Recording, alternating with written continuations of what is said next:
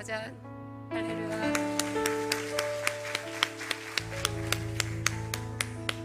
이 짜잔을 좀 더 멋있게 힘있게 해야 되는데, 그죠? 목도 아직 잠겨있고 짜잔 이렇게밖에 안 나오네요. 그렇지만 다 우리 마음속에 빵빠레는 터졌죠. 예, 하나님, 오늘 기온이 낮 기온이 31도까지 되네요. 제가 차를 바깥에다 세워놨더니 어우, 차가 아주 쩔쩔 끓어요. 이렇게 뜨거운 날씨에도 우리 성전은 시원하고, 예, 또 하나님의 말씀을 들으려고 모여있는 여러분 마음은 또 더 하나님의 은혜로 충만하고, 예, 기쁜 마음으로 오늘 말씀 제목 띄워주세요. 새로운 방언으로 기도하기. 갑자기 저게 딱 떠올랐어요. 방언을 못 받으신 분들은 오늘 바로 방언을 받으시고, 또 방언을 이미 하시는 분들 있잖아요. 새 방언이 있어요. 방언이 그 똑같은 소리 이렇게 하는데 갑자기 방언이 확 바뀔 때가 있거든요. 방언이 바뀌면 방언만 바뀌는 게 아니라 우리의 마음이 더 커져요. 확 열려요. 새로운 방언으로 기도해 보는 거 이게 좋은데요. 또 본문 말씀은 생뚱맞아요. 본문 말씀은 마가복음이죠. 본문 말씀 어딘가요? 네, 마가복음. 우리가 너무나 잘 아는 바디메오 이야기인데요. 여기 한번 읽고 어떻게 저게 저렇게 넘어가는지 한번 볼까요? 마가복음 10장 46절부터 함께 읽겠습니다. 그들이 여리고에 이르렀더니 예수께서 제자들과 허다한 무리와 함께 여리고에서 나가실 때 디메오의 아들인 맹인 거지 바디메오가 길가에 앉았다가 나사렛 예수시란 말을 듣고 소리질러 이르되 다윗의 자손 예수여 나를 불쌍히 여기소서 하거늘 많은 사람이 꾸짖어 잠잠하라 하되 그가 더욱 크게 소리질러 이르되 다윗의 자손이여 나를 불쌍히 여기소서 하는지라 예수께서 머물러 서서 그를 부르라 하시니 그들이 그 맹인을 부르며 이르되 안심하고 일어나라 그가 너를 부르신다 하매 맹인이 겉옷을 내버리고 뛰어 일어나 예수께 나오거늘 내게 무엇을 하여 주기를 원하느냐 맹인이 이르되 선생님이여 보기를 원하나이다. 예수께서 이르시되 가라 네 믿음이 너를 구원하였느니라 하시니 그가 곧 보게 되어 예수를 길에서 따르니라.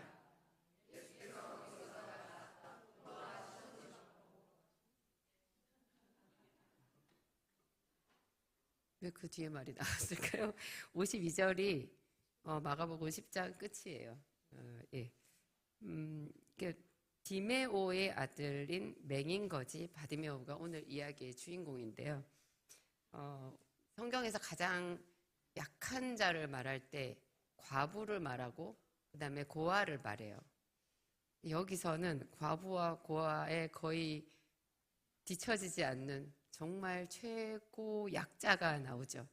맹인인데 거지예요. 디메오의 아들 바디메오.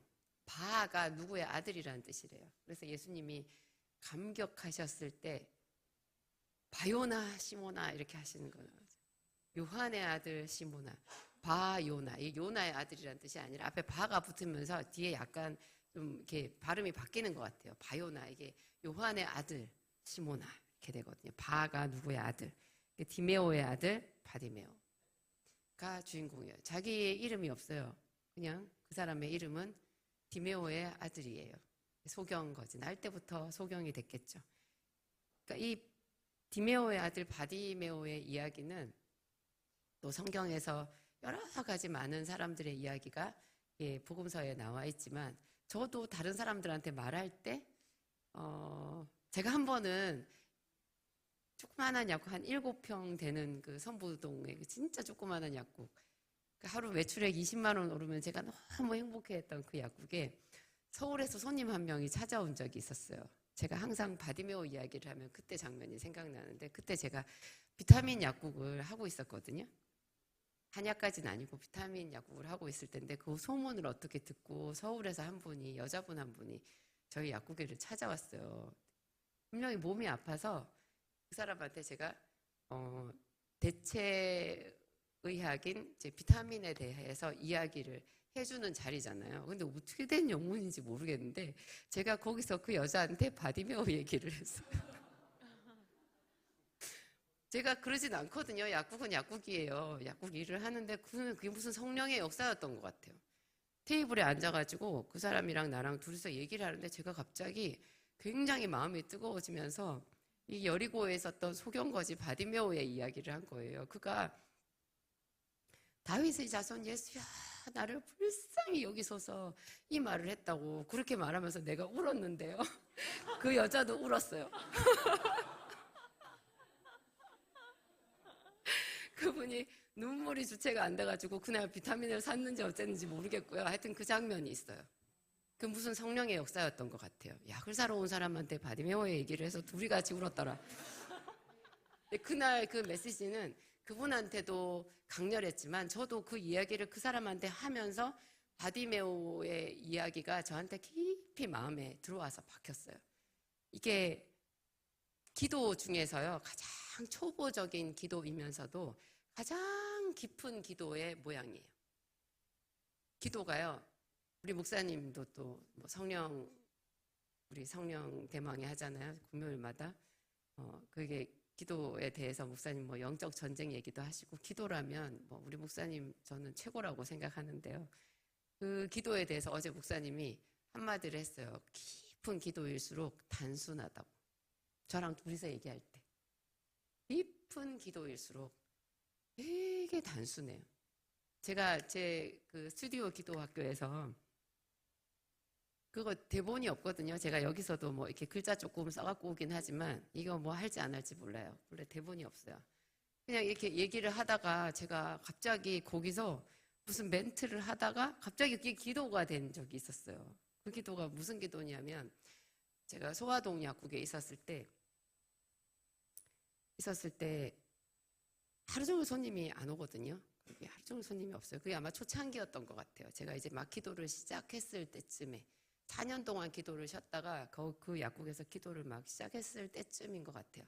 그날 저 혼자서 약국에 앉아 있었는데 제가 약국을 되게 예쁘게 해놔가지고 버티칼을 이렇게 양면에 버티칼을 이렇게 쳐놨어요. 버티칼이 은은한 그 하늘색 뭐 민트색 비슷한 색깔이었거든요. 연두색인가 모르겠어요. 하여튼 그런 계열의 색깔이었는데 그쪽에서 해가 이쪽에서 비쳐가지고 점점 해서 해가 저쪽으로 가서 해가 뉘엿하게 이렇게 없어질 때까지 제가 가만히 앉아 있었던 것 같아요.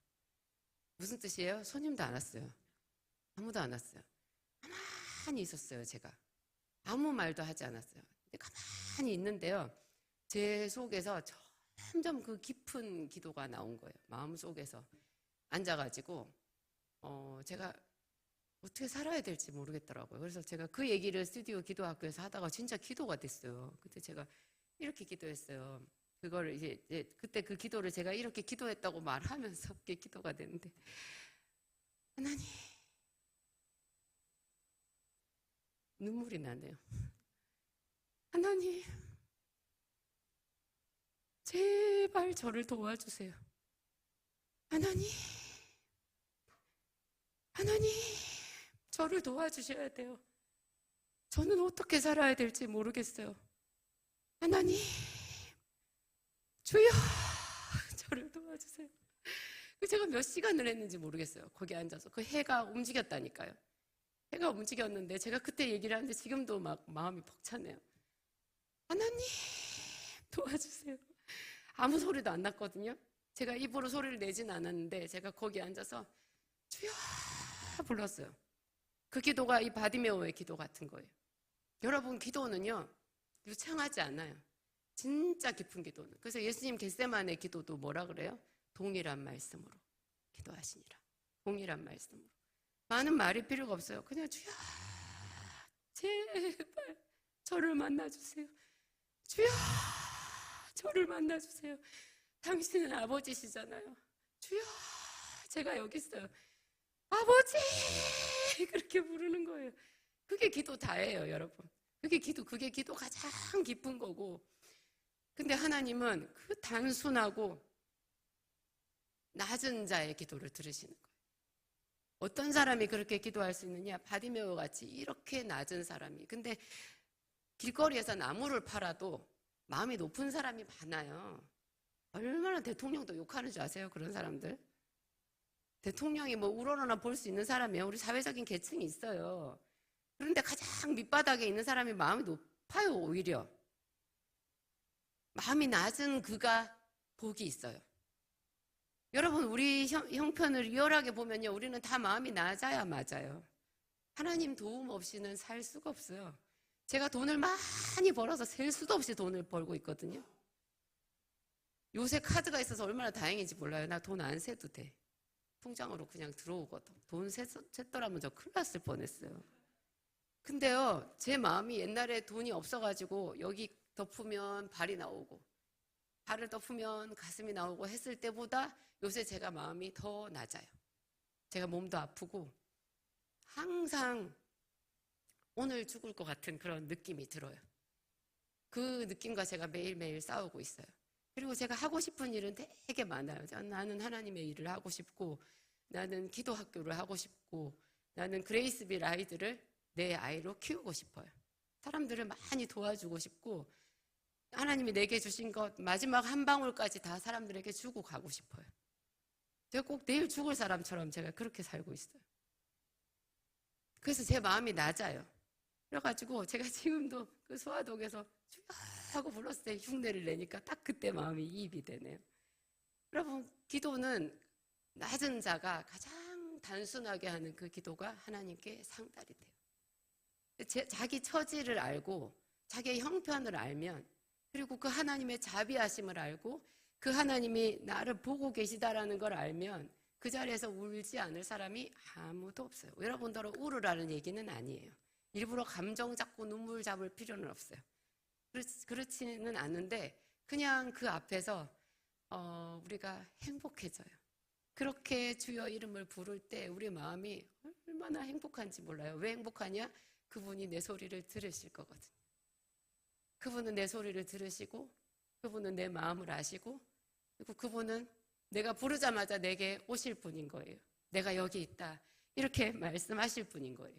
제가 그날 그렇게 기도하고요, 아무것도 눈에 보이는 어떤 응답을 받은 것은 없었어요. 그 소화동에서. 근데 몇 시간을 그렇게 기도했는데 하나님의 말씀이 제 마음에 왔어요. 하나님이 저에게 말씀을 주셨어요. 하나님은 말씀을 주셔서 사람을 구해요. 하나님의 말씀은 천지를 창조하셨잖아요. 하나님의 말씀은 새 하늘과 새 땅을 만들어요. 하나님의 말씀은 여리고성을 무너지게 해요. 하나님의 말씀은 어마어마한 일을 해요. 다단과 아비람을 땅을 벌려서 집어넣기도 하는 심판의 말씀이기도 한데요. 그 하나님의 말씀은 우리를 치료해요. 그날 하나님이 저한테 주신 말씀은 내가 너의 갈 길을 가르쳐 보이고 너를 주목하여 훈계하리라. 우와, 제가 얼마나 좋았는지 몰라요. 아무것도 보이는 게 없는데 제가 어린아이같이 좋아했어요. 그 한자 한자가 그냥 제 마음판에 딱 새겨졌어요. 내가 너의 갈 길을 가르쳐 보이고 너를 주목하여 훈계하리라. 와, 저를 주목해서 보신다는 거예요. 제가 학교 다닐 때 선생님이 나를 한 번만 봐줬으면, 저는 항상 외로운 아이였거든요. 공부를 잘하고 싶었어요. 왜냐하면 우리 부모님이 못 사니까, 그리고 나는 항상 전학을 다니고 친구가 없으니까. 선생님들한테 인정받고 싶은데 인정받으려면 공부를 잘해야 되잖아요. 그래서 선생님들이 말씀하시기를 공부를 잘하면 나중에 돈을 많이 벌 수 있다 그랬어요. 그래서 제가 그 어린 마음에 정말 공부를 잘하고 싶었고 선생님들한테 인정받고 싶어서 제가 정말 해바라기가 해를 바라보는 것 같이 선생님 얼굴을 바라봤어요. 그 선생님이 저한테 눈길만 한번 줘도 제가 행복했어요. 그 선생님이 애들한테 뭘 물어볼 때 제가 제일 1번으로 대답하고 싶어가지고 그래서 공부했던 것 같아요.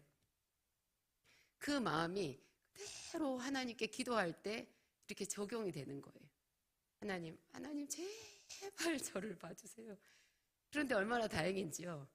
이렇게 많은 사람들, 더 많은 사람들, 온 지구상의 모든 사람들이 동시에 주의 이름을 불러도 하나님은 그 모든 한 사람 한 사람을 완전하게 주목해서 보실 수 있는 분이에요. 그래서 얼마나 좋아요. 우리는 서로 경쟁 상대가 아니에요. 하나님 저 집사보다 저를 좀 봐주세요. 제가 대학생 때는 그렇게 말했거든요. 그 여리고 여의도 순복음교회 그 많은 사람들이 구름대같이 쏟아져서 나올 때 하나님 저를 좀 봐주세요. 다른 사람은 당장 하나님 없어도 살 수 있을 거예요. 저는 차비도 없어요. 하나님, 저는 가난한 고학생이에요. 하나님, 저를 도와줄 자가 아무도 없어요. 하나님, 저를 봐주세요. 그렇게 하면서 주의 이름을 불렀거든요. 있어요. 이 바디메오가 자기가 거지라는 것, 자기를 도와줄 자가 아무도 없다는 것, 그런데 그 예수님이 자기 눈을 뜨게 해줄 수 있다는 것, 그것을 확실하게 안 거예요. 자기의 비천함을 알고 하나님의 전능하심을 아는데 그 하나님의 외아들이 예수 그리스도시라는 것을 또 안 거죠. 그래서 예수님이 지나가신다는 소리를 들었을 때 그냥 거기서 주구장창 소리를 질렀어요. 다윗의 자손 예수여 나를 불쌍히 여기소서. 나를 불쌍히 여기소서. 주변 사람들은 하나도 안 불쌍해요. 조용해. 잠잠해. 그래도 점점 더 크게 소리를 질렀어요. 근데 여러분 이거랑 딱 대비되는 게요. 제가 지난주에 잠깐 말씀드린 그 마태복음 15장에 나오는 가나안 여자, 마가복음에도 나오죠. 마가복음에 그 여자가 수로보닉의 족속이라고 나오잖아요. 거기도 보면 분명히 그 여자가 소리를 질렀어요. 성경 안 찾아봐도 되죠. 소리를 엄청 질렀어요. 예수님께서 두로와 시돈 지방에를 가셨거든요. 거기는 이방 땅이에요.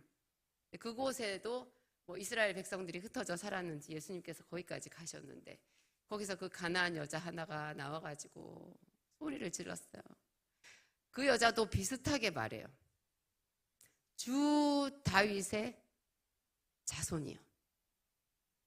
여기서 주 다윗의 자손 예수요. 똑같은 말이죠. 주 다윗의 자손이요. 나를 불쌍히 여기소서. 이것도 똑같아요. 그런데 예수님이 한 말도 대답하지 않는 거예요. 들으셨을 텐데. 한마디도 대답하지 않아요. 제자들이 그거 참 이상하다. 너무 시끄러우니까. 근데 제자들도 오늘 이 바디메오 주변에 있었던 사람들처럼 냉정해요. 그 여자한테. 제자들도 그 여자에 대해서 별로 마음을 안 줘요. 그래서 아마 조용히 하라고 했을 거예요. 그런데 이 여자가 말을 안 들으니까 예수님께 말했죠. 주여, 예수님, 저 여자를 좀 보내소서. 들어주소서 안 해요. 저 여자를 좀 보내소서. 소리 지르오니 좀 보내소서. 이렇게 말해요. 그랬더니 예수님께서 나는 이스라엘 집에 잃어버린 양 외에는 보내심을 받지 않았다. 무슨 말이에요? 상관이 없다.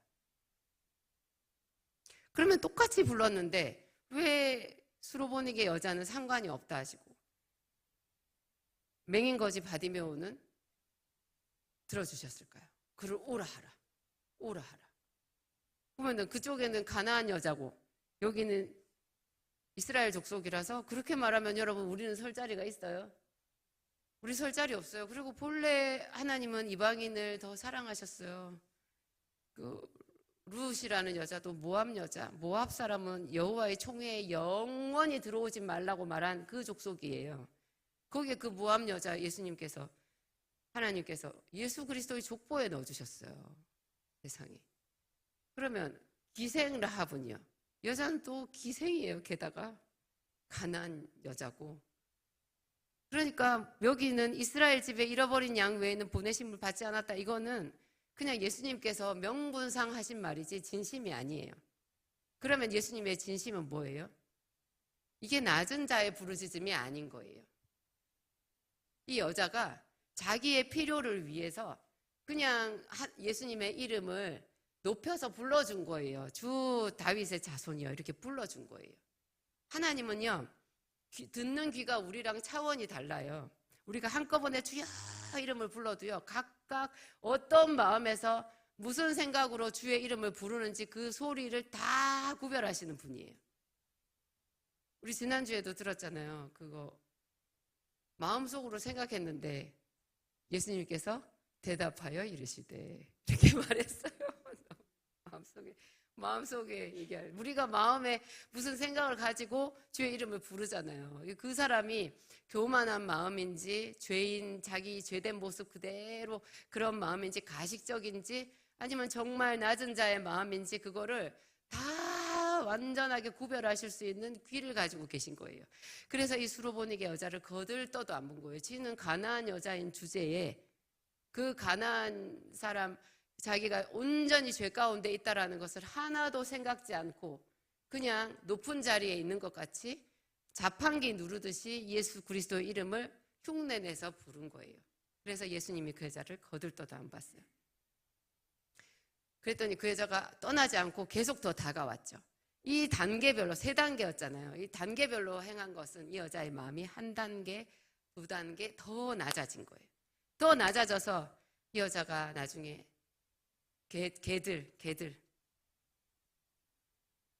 자녀의 떡을 취하여 개들에게 던짐이 마땅치 않다. 예수님께서 이렇게 말씀하셨을 때 이 여자의 깨달음이 거기까지 미치잖아요. 주여 올소이다마는 개들도 주인의 상에서 떨어지는 부스러기를 먹나이다. 이거 참 우리 입에 많이 대야 돼요. 이런 마음이 항상 들어야 돼요. 주여 저에게 부스러기 은혜라도 주시옵소서. 그 은혜만 받아도 저는 떠내려갈 지경입니다. 떠내려갈 지경입니다. 하나님은요, 응답을 주실 때 우리가 1,000원을 구하잖아요. 그러면 하나님은 몇십만 원을 주시는 분이에요. 우리가 한 가지를 구하면 그거를 얘기를 하시는데요. 셀 수 없이 많은 것들이 따라와요. 원래 그래요. 문제는 우리의 마음인 거죠. 우리의 마음. 이게 사도행전 16장 16절에서 18절 한번 찾아서 볼까요? 여기는 함께 읽겠습니다. 우리가 기도하는 곳에 가다가 점치는 귀신 들린 여종 하나를 만나니 점으로 그 주인들에게 큰 이익을 주는 자라. 그가 바울과 우리를 따라와 소리질러 이르되 이 사람들은 지극히 높은 하나님의 종으로서 구원의 길을 너에게 전하는 자라 하며 이같이 여러 날을 하는지라 바울이 심히 괴로워하여 돌이켜 그 귀신에게 이르되 예수 그리스도의 이름으로 내가 너에게 명하노니 그에게서 나오라 하니 귀신이 즉시 나오더라. 사도행전 16장에 사도 바울이 빌립보에 갔을 때 이야기예요. 거기서 저 많은 귀신 들린 여종을 하나 만났는데 바울이 거리에서 전도를 하는데 이 저 많은 귀신 들린 여종이 그 지역에서 유명한 점치는 여자였거든요. 근데 이게 따라다니면서 이 사람들은 지극히 높은 하나님의 종으로서 구원의 길을 너희에게 전하는 자라 했어요. 여러분 여기 틀린 말이 있어요? 지극히 높은 하나님의 종으로서 구원의 길을 너희에게 전하는 자라 그렇게 하면 좋잖아요. 뭐 전도하기도 힘든데 요새 뭐 무당도 와가지고 이 사람들은 하나님의 사람들이다 그러면은 좋아야 되는 거 아니에요? 굉장히 싫어하죠. 사도 바울이. 근데 참았대요. 며칠을 참았대요. 수일 동안을 참았어요. 왜 참았겠어요? 그 귀신을 쫓아내주면 그 뒤에 일어나는 일을 우리가 알잖아요. 사도 바울이 몰랐을까요? 하는 거예요. 거기서 완전히 자기가 큰 봉변을 당할 줄을 알고 있었기 때문에 웬만하면 견뎠어요. 그랬는데 그치지를 않고 계속 따라오면서 이렇게 말하니까 그 귀신을 쫓아버렸죠. 그 귀신이 그렇게 말하는 것은 내용 불구하고요. 그것은 하나님에 대한 도전이고 하나님께는 소음이에요. 이 영계를 이렇게 흩트는 거예요. 이 비슷한 말을 제가 고린도전서 14장에서 한번 찾아봤어요. 고린도전서 14장 19절 함께 읽겠습니다. 그러나 교회에서 네가 남을 가르치기 위하여 깨달은 마음으로 5마디 말을 하는 것이 1만 마디 방언으로 말하는 것보다 나으니라. 어떤 사람들은 이 말을요. 이거 좀 띄워놓으세요. 이 말을 방언의 가치가 별로 없다는 얘기를 할 때 저 말을 해요. 왜냐하면 깨닫는 말로 깨닫는 마음으로 5마디 말을 하는 것이 1만 마디 방언보다 낫대잖아요. 자기는 깨달은 걸로 말을 한대요. 그러니까 방언을 안 해도 자기 말이 훨씬 낫다는 거죠. 이런 식으로 저 말을 쓰시는데 저거는 그 말이 아니고요. 그런 뜻이 전혀 아니에요. 방언의 가치를 떨어뜨리는 말이 아니라 방언은 굉장히 가치가 있어요. 그런데 그보다 훨씬 더 가치가 있는 것이 깨달음이라는 거죠. 훨씬 더 가치가 있는 거. 그러니까 깨달음이 있었을 때 이 여자가 수로보니게 여자가 주여 올소이다마는 개들도 주인의 상에서 떨어지는 부스러기를 먹나이다.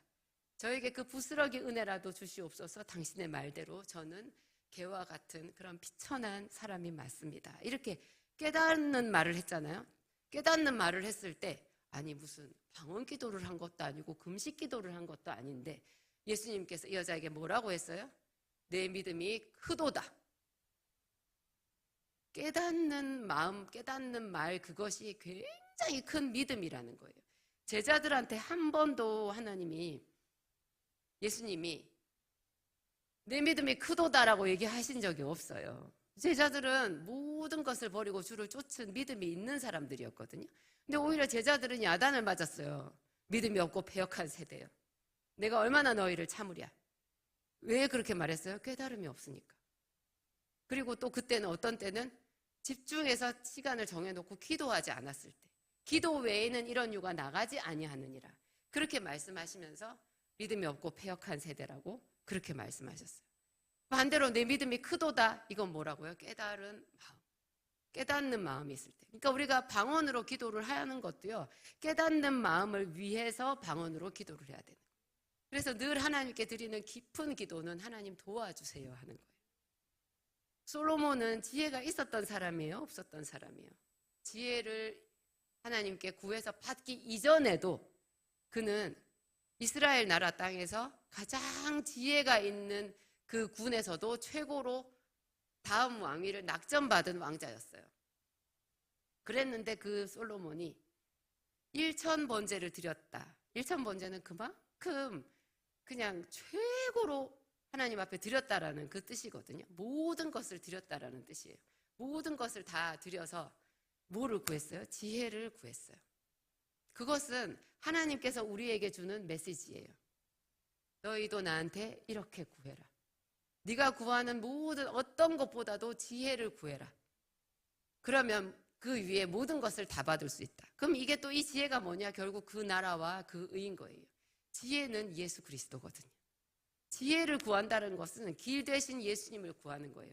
오늘 우리가 다시 맨 처음에 읽었던 소경거지 바디메오가 주 다윗의 자손 예수여, 예수를 불렀어요. 예수님을 부른 거예요. 나를 불쌍히 여기소서 이렇게 말했어요. 그분을 구한 거예요. 그래서 이게 가장 기도의 초보이면서 가장 기도의 고수예요. 솔로몬의 그 기도보다 더 뒤떨어지지 않는, 거의 거기에 맞먹는 같은 맥락의 기도라는 거죠. 예수님을 구했거든요. 그런 마음으로 여러분 방언 기도를 하는 거예요. 근데 있잖아요, 방언이 우리 안에 다 있어요. 저도 이 말이 무슨 말인지를 잘 몰랐는데, 예수를 믿는 순간 예수를 믿고 내가 죄인이라고 그렇게 생각하고 지금 이 순간에 나도 그 하나님을, 그 예수님을 구해봐야 되겠다라는 마음이 지금 처음 들었다고 해도 그 순간 성령이 여러분에게 오셔서 방언을 그냥 줘요. 그러면 그 방언을 우리는 어떻게 한다? 이렇게 끌어내는 거예요. 방언이 말이죠. 말. 신령한 언어예요. 모든 언어는 언어를 배우고 언어를 활용하는, 쓰는 이렇게 과정이 똑같아요. 입을 다물고 말을 할 수 있어요? 여러분 복화술을 하세요? 말은 일단 입을 열어야 돼요. 그 입을 열으라는 말이 소리를 내라는 거죠. 여러분 애기들이 아무 말 안 하고 입 꾹 다물고 전만 쭉쭉 빨고 가만히 있다가 어느 날 엄마 이렇게 하나요? 어떻게 해요? 아자자자자자자자자 아자자자자자자 뭐지지지 막 이런 말 많이 하잖아요. 아이고 이뻐라 옹알이 하네 이렇게 하죠. 여러분 오늘 다 옹알이 하시기 바랍니다. 옹알이가 말의 시작이에요. 처음부터 그 유창한 방언으로 무슨 할 것 같이 하나님이 나를 탁 쳐서 내 입을 쫙 찢어가지고 혀를 막 움직여가지고 그런 거는 기대하지 마세요.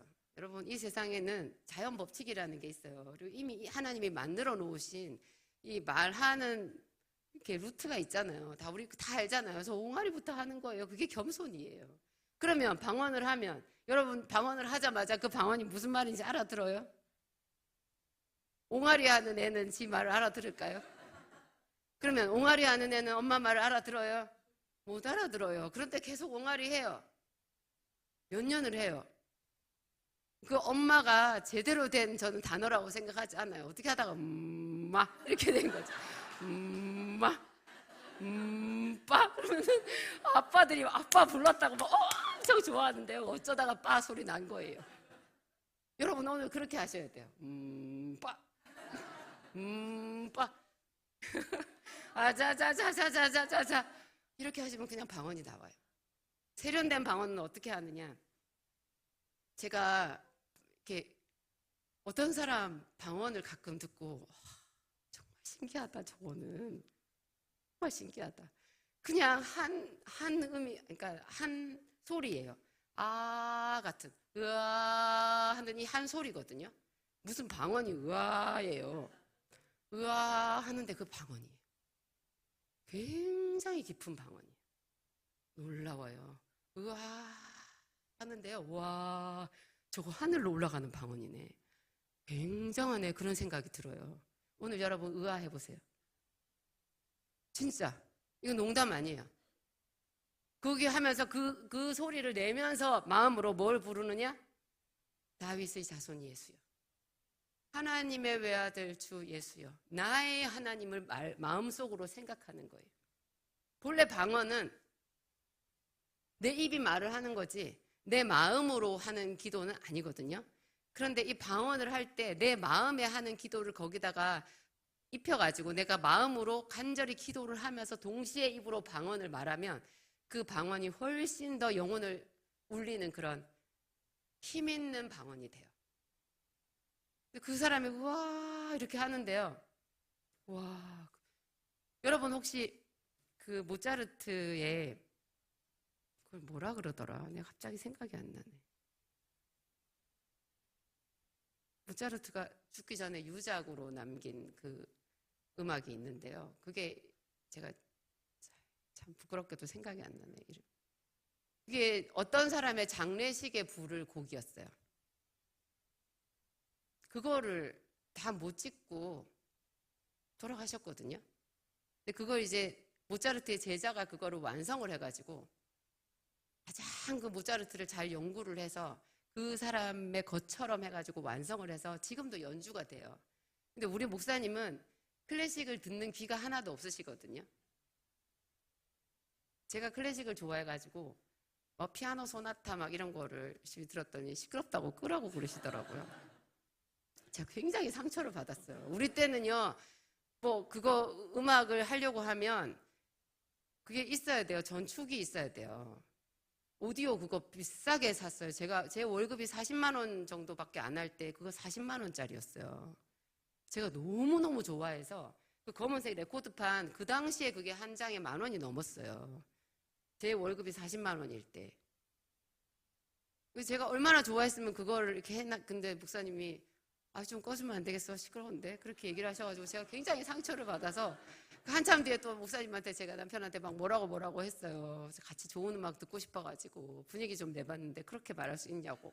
그랬더니 그 다음에 제가 음악을 틀었는데 이게 듣고 계시더라고요. 근데 제가 나중에 알았어요. 그게 굉장히 고통을 참고 계신 거더라고요. 고통을 참고 이제 사랑하는 아내에게 뭔가 공감을 해주기 위해서 애써서 무슨 말을 한마디를 했는데 제가 그 다음부터는 다시는 클래식 음악을 듣기 위해서 애쓰지 않게 됐어요. 뭐라고 하셨냐면은 그 참 피아노 소리 좋네 그랬어요. 바이올린이었어요.